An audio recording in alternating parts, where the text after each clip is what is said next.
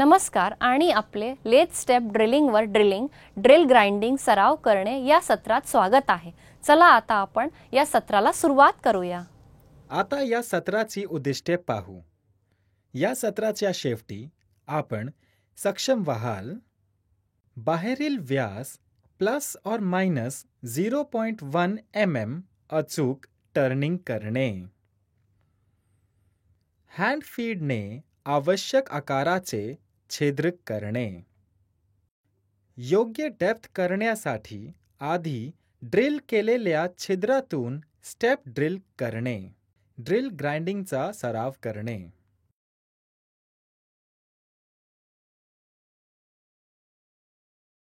या सरावासाठी आवश्यक साधने ही आहेत: स्टीलची मोजपट्टी, आउटसाइड कॅलिपर्स, इनसाइड कॅलिपर्स, चकची चावी, facing tool, turning tool,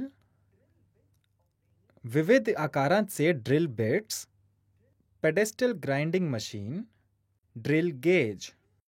drilling ही धातू कापण्याची प्रक्रिया आहे जी घन पदार्थामध्ये गोलाकार छिद्र करण्यासाठी कटिंग टूलद्वारे करण्यात येते।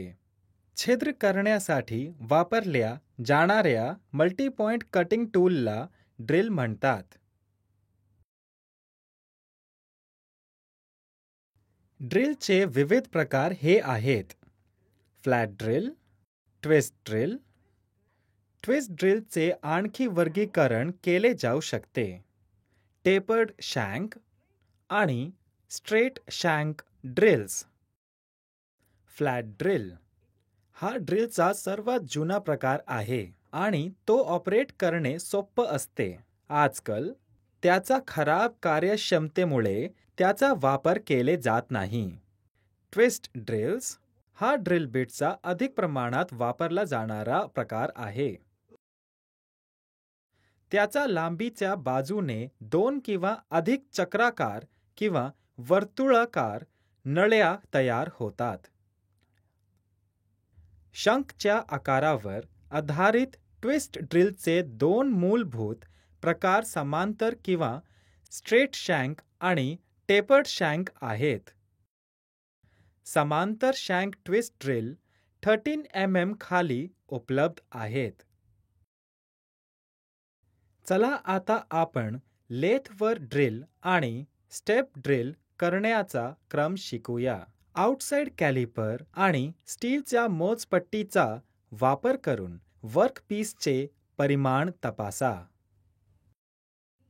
चकची चावी वापरून 4 जॉ चकमध्ये जॉब ठेवा।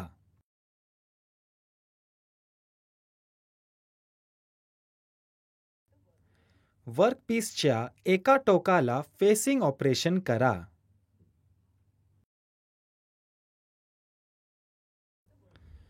वर्कपीसच्या समोरील टोकावर मध्यवर्ती ड्रिलिंग ऑपरेशन करा। सुरुवातीपासून शेवटपर्यंत 12 mm व्यासाच्या ड्रिल बिटसह ड्रिल करा।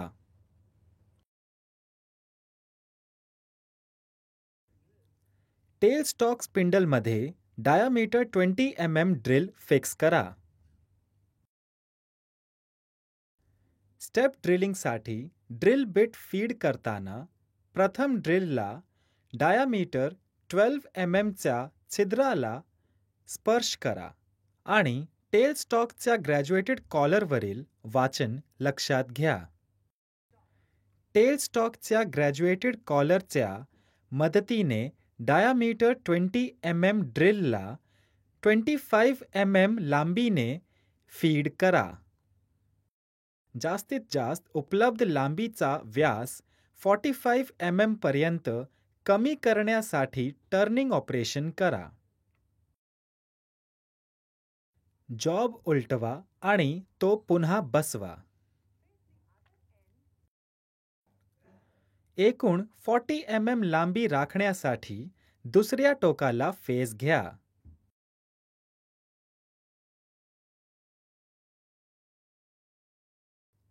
उर्वरित भाग डायामीटर 45 mm वर टर्न करा। जॉबवरील गंज काढा.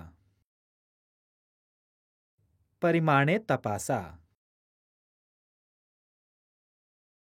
चला आता आपण ड्रिल्सना धारदार करण्याची प्रक्रिया पाहूया. प्रत्येक व्हीलचा सरफेस ट्रू होत आहे आणि व्हील स्वच्छ आहेत हे तपासा.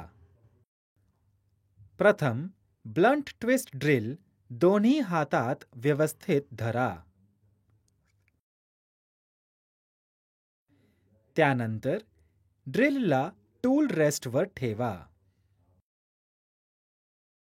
ग्राइंडिंग व्हील प्रथम ग्राइंडिंग व्हील फेसमध्ये ग्राइंडिंग स्टोन पासून 31 डिग्री कोन राखून ट्विस्ट ड्रिलच्या कटिंग एजला स्पर्श करा.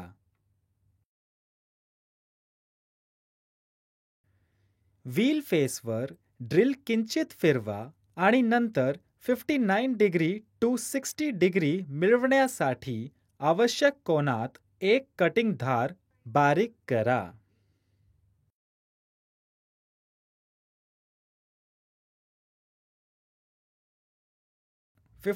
डिग्री टू 60 डिग्री मिळवण्यासाठी इतर कटिंग धार आवश्यक कोनात ग्राइंड करा आणि कटिंग एजची लांबी समान ठेवा. ड्रिल गेज वापरून कटिंग अँगल, लिप अँगल आणि कटिंग एजची लांबी तपासा. ग्राइंडिंग मशीन बंद करा आणि व्यवस्थित स्वच्छ करा. ड्रिल्सना तीक्ष्ण करताना घेण्यात येणारी खबरदारी जाणून घेऊया. योग्य वैयक्तिक संरक्षणात्मक उपकरणे घाला. टूल रेस्ट योग्यरित्या ॲडजस्ट आणि घट्ट केल्याची खात्री करा. ग्राइंडिंग करताना ड्रिलचा शँक किंचित खाली वळवा. ड्रिल तीक्ष्ण करताना कटिंग एजची लांबी आणि कोन समान असले पाहिजेत.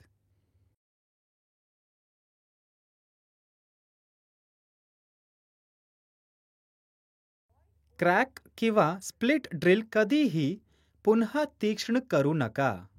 ड्रिल जास्त गरम करणे टाळा. थंड पाण्यात बुजवून ड्रिल लवकर थंड केल्याने कटिंग एक क्रॅक होऊ शकतो. संक्षेप करण्यासाठी आपण हे शिकलो आहोत. बाहेरील व्यास प्लस और मायनस 0.1 mm अचूक टर्निंग करणे. हँड फीडने आवश्यक आकाराचे छिद्र करणे. योग्य डेप्थ करण्यासाठी आधी ड्रिल केलेल्या छिद्रातून स्टेप ड्रिल करणे. ड्रिल ग्राइंडिंगचा सराव करणे. तर हे लेथ स्टेप ड्रिलिंगवर ड्रिल ग्राइंडिंग सराव करणे याबद्दल आहे. चला आता आपण पुढील सत्रात भेटूया.